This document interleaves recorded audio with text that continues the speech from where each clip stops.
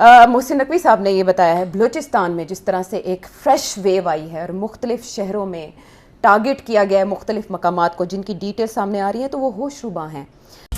और पाकिस्तान के ग्वादर में न्यू चाइनीज कैंप इलाके में भारी गोलीबारी और धमाकों की खबर सामने आ रही है। यह हमला बीएलए के ऑपरेशन हेरोफ 2.0 के तहत किया गया है। सूत्रों के मुताबिक हमले में सुरक्षा बलों और कर्मियों को निशाना बनाया गया।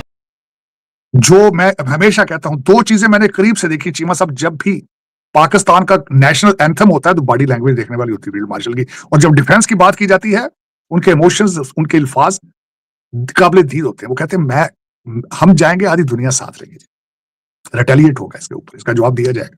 इस इलाके को चीन और पाकिस्तान दक्षिण एशिया का गेम चेंजर कहते थे, जिस पर $60 बिलियन से ज्यादा झोंके गए। आज वही इलाका आग और बारूद की खबरों से घिरा हुआ है और सवाल सीधा है कि क्या चीन का सबसे बड़ा ड्रीम प्रोजेक्ट CPEC अब मिट्टी में मिल रहा है। दरअसल ग्वादर को पाकिस्तान अपने सबसे हैवली प्रोजेक्टेड जोन्स में गिनता है। चीन की इंजीनियर CPEC का दिल, अरबों डॉलर का निवेश और हजारों पाकिस्तानी सैनिक। कहा आने के बाद जो जज्बातियत नजर आने लगी है, जो जारहाना अंदाज नजर आने लगा है उनके एंकर्स का, और फिर जो जितना ज्यादा जारहाना होता है उतना ज्यादा पॉपुलर भी होने लगता है देखने वालों की नज़र में। बिल्कुल है, कैसी बात है ये।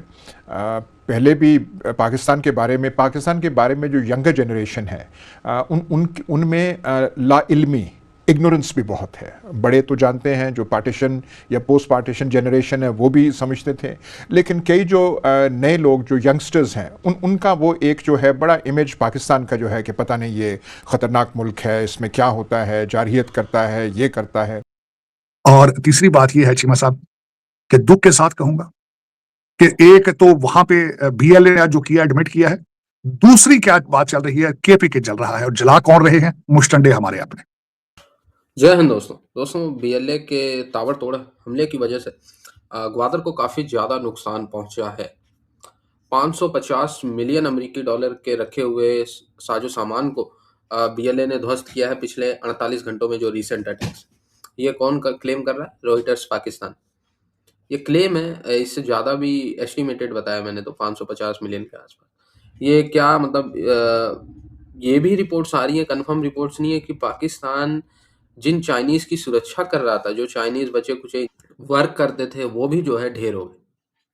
अब एस्टिमेटेड ही है, सब कुछ बताया जा रहा है। 4 चाइनीज़ इंजर्ड है, एक इसमें 72 यूरो के पास पहुंच गया इंजीनियर।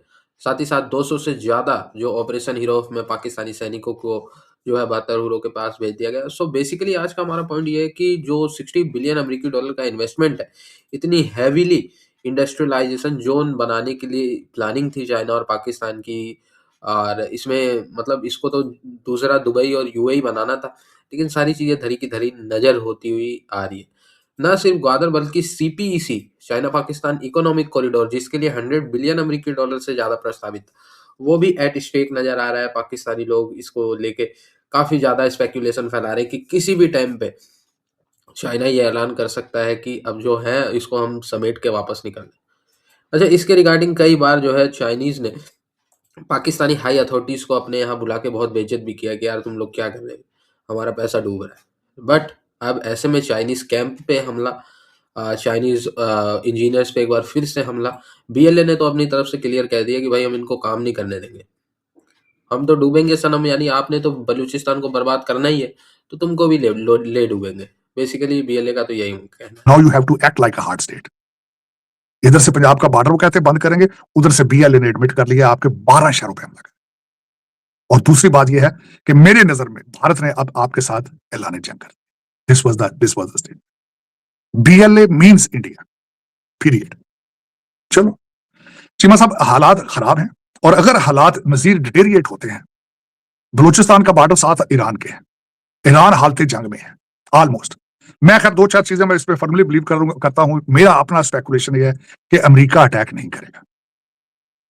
अमेरिका प्रेशर क्रिएट करके यूरेनियम एनरिचमेंट जो हो चुकी है, उनकी जो 3-4 कंडीशन है, उस यूरेनियम को किसी थर्ड जगह पर रखवाएगा, और फिर दूसरा मिसाइल सिस्टम या डिफ्यूज, क्योंकि उसकी वजह यह, Russia is very serious now. Russia has lost Syria. Russia does not want to leave to lose Iran, और चाइना भी ये नहीं चाहता कि ईरान को लूज करे। अगर ईरान लूज करते हैं चीमा साहब, तो चाइना का सारा तेल बंद हो जाएगा, वो भी नहीं अफोर्ड कर पाते। डोनाल्ड ट्रंप साहब इस चीज के जरिए तीनों मुल्कों के साथ, ईरान, रशिया, चाइना, तीनों के साथ नेगोशिएट करना चाहते हैं ऑन हिज ओन टर्म्स। अब उसमें वो कामयाब होते हैं या नहीं होते, ये अलग की बात है, लेकिन प्रेशर उनकी तरफ से भी फुल है। रशिया ने S-500 सिस्टम दे दिया उनको, और मिसाइल भी सारे मेड इन रशिया है जो उनके पास, ईरानियों के पास। और ईरानी, सबसे बड़ी बात बताना चाहूंगा चीमा साहब, ईरान वेनेजुएला नहीं है। ईरान ने इराक के साथ जब सद्दाम हुसैन के साथ जंग लड़ी थी, उन्होंने अपना आप तबाह कर लिया था, वो पीछे नहीं हटे थे 1 इंच भी। ये उनको अमेरिकन को भी पता है इस बात कि if they attack on Iran, there will be a very serious consequences in this region. It will be definitely, I agree with his statement that this will be a regional war. Saudi Arabia is taking precautions. Qatar is not with them. Turkey is even not with them. Pakistan does not want this war. क्या इन 4-5 अपने allies, non NATO allies को America नाराज कर सकता है सिर्फ यहूदियों को खुश करने के लिए, इजराइल को खुश करने के लिए? बल्कि कल परसों एक जो नई स्टेटमेंट इजराइल से आई है, उन्होंने 72,000 फलस्तीनियों को कत्ल करने के लिए उन्होंने एडमिट कर लिया है। हालांकि ओरिजिनल अमवात जो है वो 3.5 लाख से ज्यादा है।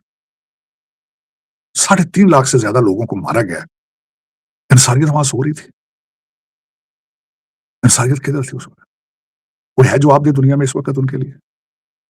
लेकिन चीमा साहब देखिए, इस वक्त जो मैं 2-4 बातें करना चाह रहा था, खासकर भारत के हवाले से, भारत को पता नहीं क्या बात है, उनके सितारे इस वक्त जो है वो बिल्कुल डगमगा रहे हैं। मोदी साहब अपनी एक हारे हुए शिकस्त खुर्दा लीडर नजर आते हैं, अपनी पॉपुलैरिटी भारत के अंदर लूज कर रहे हैं।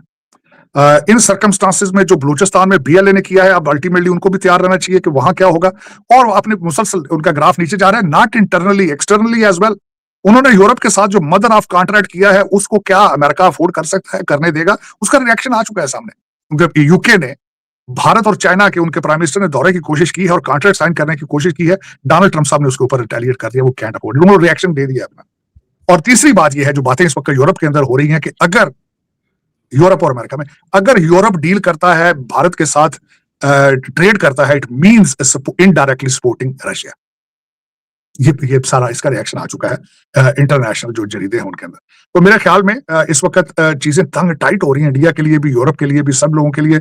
और उसमें मेरे ख्याल में अगर देखा जाए तो इस वक्त मोदी साहब जो भी काम करते हैं वो उल्टा पड़ जाता है। उनको चाहिए कि किसी अच्छे से किसी निजुमी से कंसल्ट करें और अपने सितारों का पता करें कि वो कहाँ गए हैं, कहाँ किस गर्दिश में है। लेकिन इस वक्त उनके सितारे दे आर नॉट वर्किंग। वो जो भी काम करते हैं वो मदर ऑफ ऑल डील्स वो कर ली है उन्होंने। तो मतलब सारे फिर कैसे गर्दिश में हुए दुनिया? वो कह रहे हैं जी हमने 2021 से लेके 2026 तक दुनिया के 8 मुल्कों से फ्री ट्रेड एग्रीमेंट किए हैं, यूरोपियन यूनियन के साथ, ऑस्ट्रेलिया के साथ, न्यूजीलैंड के साथ एंड बर्तानिया के साथ। चारों वेस्टर्न एलाइज हैं, UAE के साथ भी कर ली हैं। लेकिन तार साहब आज एक बहुत बड़ी डेवलपमेंट हुई। अपने जो चीज़ें हैं ज़ाहिर उस पर जो है पर्दा डाला जाता है, लेकिन जो मीडिया ने वहाँ पे वो किया है, और बिल्कुल ये सही बात है कि इनका जो मोदी गवर्नमेंट का आना है, क्योंकि इनका सारा का सारा वो नेशनलिज्म जो है बड़ी वो सख्त किस्म की, स्ट्राइडेंट किस्म की है। एक इनका वो जो है वो हिंदू नेशनलिज्म को आगे लेके आना और हम सख्त करेंगे। फिर उनका वो जो था इलेक्शन कैंपेन में नरेंद्र मोदी का एक वो माचो इमेज कि अब हम जो है हर चीज़ सख्ती से हम वो निपटाएंगे।